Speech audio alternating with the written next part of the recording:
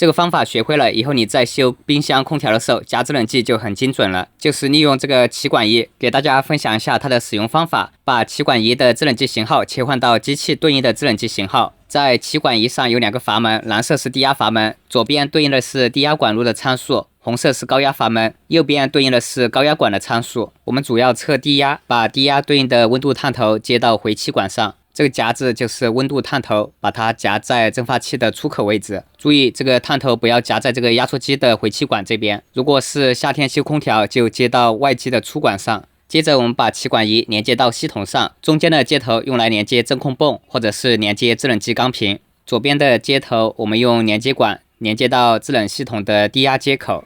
当温度探头检测的温度稳定之后，我们就可以查看系统的过热度。这个气管仪会帮我们自动计算的。过热度就是下面这一行 SH 开头的，现在的系统回气过热度是24摄氏度左右，正常应该是5到10摄氏度。那么我们所检测到的这个系统现在过热度就偏高了，这种情况有可能是散热不良，也可能是缺制冷剂。这台冰柜散热是没问题的，所以我们就需要补加制冷剂。现在的低压压力是 0.029 兆帕。我们先打开阀门，加一点制冷剂进去，根据情况我们自己加上一点制冷剂，然后把阀门关上，再让机器运行10几20分钟，等系统稳定，然后去查看一下它的回气过热度。如果这个数值在5到10摄氏度之间，就说明制冷剂加足够了。现在已经运行了20分钟，接着我们再用气管仪看一下它的回气过热度，已经降下来了，变成 8.8 摄氏度，在5至10摄氏度之间，说明现在制冷剂就加够了。利用这个方法，以后我们在维修制冷设备的时候，